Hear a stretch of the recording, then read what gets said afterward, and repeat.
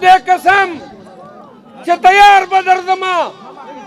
ته به یې او دا نفر به یې یا پولیسه تا تکړهتوبه به زه نن په مردان کې ګورمه ته به لاس اچوې او په خدای مې دې قسم وي چې قانون وارن نه وي در سره خوله به در باندې ماتومه ټوله دنیا او ټول پاکستان په دې قایل ده چې نن وخت کې پاکستان کې د خان حمایت او د پی ټی آی سپورټ ټولو نه زیات دی یو اندازه کې کم اندازه دا وایي چې 9 کروڑه ووټ نن وخت کې به پاکستان تحریک انصاف ته په 8 فروری کې اچېږي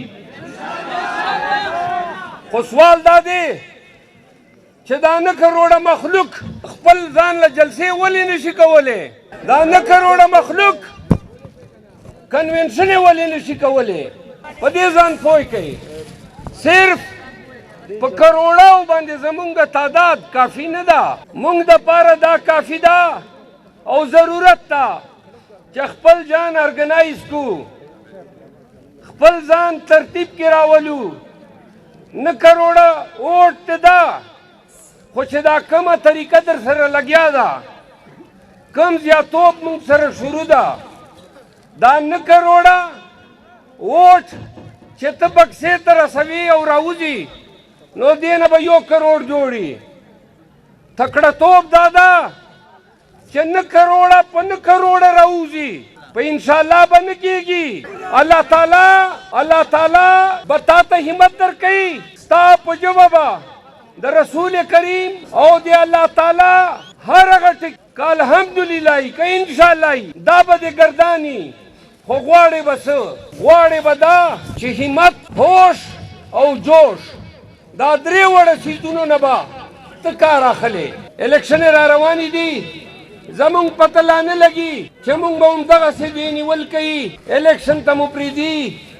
او که دغسې جبر او د ظلم لاره را سره جاري ساتي خو واورئ په زور سره درته وایم دا ټول دی واورئ دوی به هر څه کوي دوی به جبر کوي ظلم به کوي بدماشي به کوي خو چې دښمن در سره په بدماشۍ شي او در سره په ظلم شي نو 2 خبرې دي یا به ورته خپو ته کښېنې او یا به ووایي چې نه زه تا سره مقابله کوم زه خپل ځان ګټمه ګوره مونږ چا نه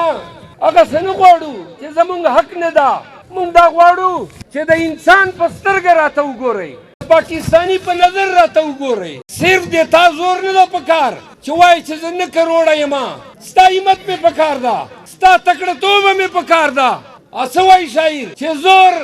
هسې پیغور شي چې همت ورسره مل نه شي ورک هغه مشال شه چې تیاره شي او دې بل نه شي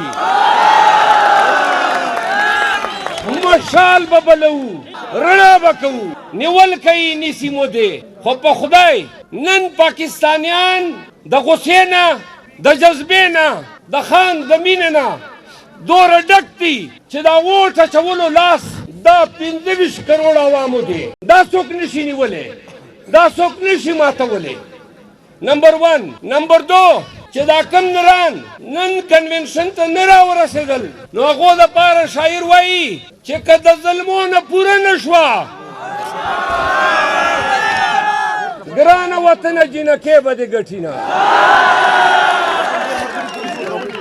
خو پښتنو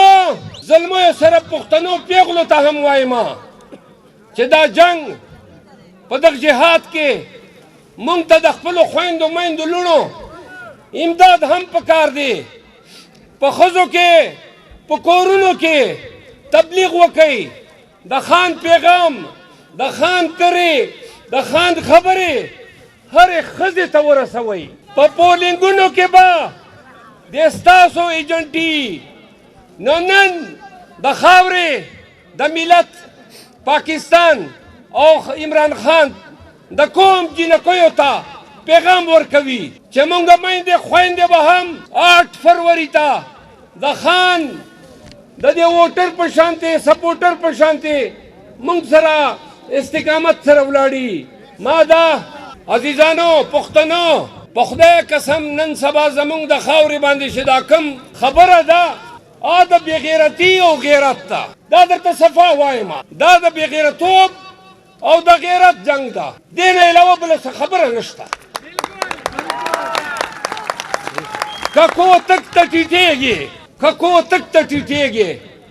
تھانېدار ته په سلامي کېږي او سرنګو کېږي خامخا. ولې چې دا تھانېدار ده، دا ډي آی جي ده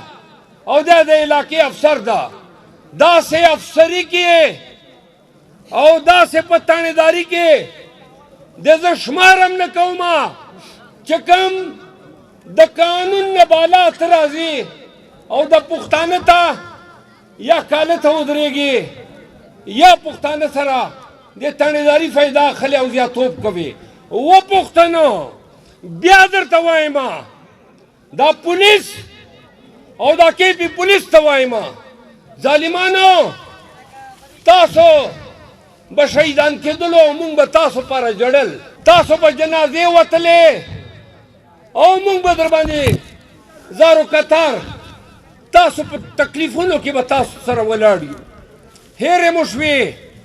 هغه ورځې چې دا کې پی پولیس سره د پښتونخوا ولس دا عوام دا به په هره موقع ولاړ و. نن تا دا وس را ورسېده چې ته رالې زما تورسارو ته بې وارنټه وردننه کېږي. تا دا وس ورسېده چې د پاکستان تحریک انصاف صرف او صرف د نواز شریف دپاره یا پرویز خټک دپاره ته زما د پی ټي آی خلکو کاروبار بندوي، ته د هغو تین ایم پی او کې گرفتاری کوي. نو ای پولیس افسرانو تاسو ته وایم، که چیرې غیرت په تاسو کې ګوره دا وردي خو تا ته